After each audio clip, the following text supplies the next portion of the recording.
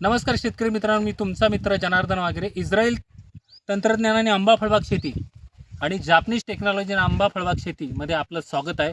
मित्रांनो, बऱ्याच लोकांचा नेहमीचा प्रश्न आहे की लागवडी केल्यानंतर वाढीच्या काळातल्या छाटण्या कशा करायच्या आहेत, याबाबत नेहमी संभ्रम अवस्था राहिलेली आहे. तर मी तुम्हाला प्रत्यक्ष आज ते झाड कटिंग करून दाखवतो. ज्या झाडाची आपण लागवड केली होती जूनमध्ये आणि आता त्याची कटिंग आलेली आहे. पहिली कटिंग ही, आता दुसरी कटिंग कशी आहे ते पण दाखवतो. पहिल्या कटिंगमध्ये काय काय आपल्याला करायचं आहे ते प्रत्यक्ष ह्या झाडावर तुम्हाला प्रत्येक कटिंग कशी करायची ते मी दाखवतो. या जवळ दादा. आता हे बघा, तुम्ही जर बघितलं तर आतमध्ये ही पहिली कटिंग केलेली आहे. आतमध्ये त्यांना डिटेल दाखवा. हे बघा, आतमध्ये आपण पहिली ही कटिंग इथे केलेली आहे 1 इंच जागा सोडून. आता इथं जर तुम्ही मोजले तर 1 2 3 4 आणि 5 फांद्या आहेत, बरोबर आहे.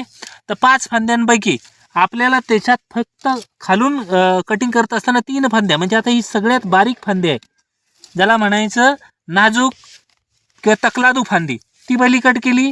त्याच्यानंतर आता याच्यात तुम्ही नीट निरीक्षण करा की याच्यात सशक्त फांदी कुठली आहे. तर याच्यात अशक्त फांदी ही आहे, जे अशक्त आहे ती काढून टाका. आता उरल्या किती? 3 उरल्या. आपला फॉर्म्युला आहे 3 2 2 चा, म्हणजे पहिल्यांदा 3 घेऊ, नंतर 2 2 2 2 त्याला पुढे नेऊ.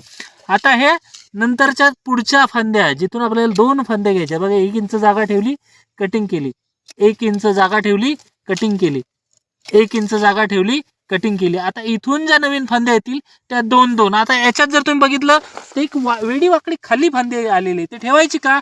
अजिबात ठेवायची नाही, ती काढून घेतली.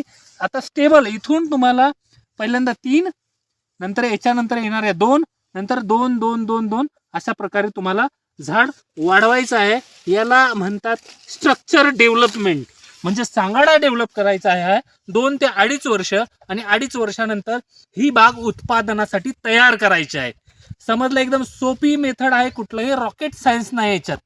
तुम्हाला दाखवलं ह्या पद्धतीने तुम्ही जर 2.5 वर्ष डेव्हलप केलं तर तुमची पूर्ण बाग अगदी व्यवस्थित डेव्हलप होते आणि भविष्यात उत्पादनासाठी तयार होते.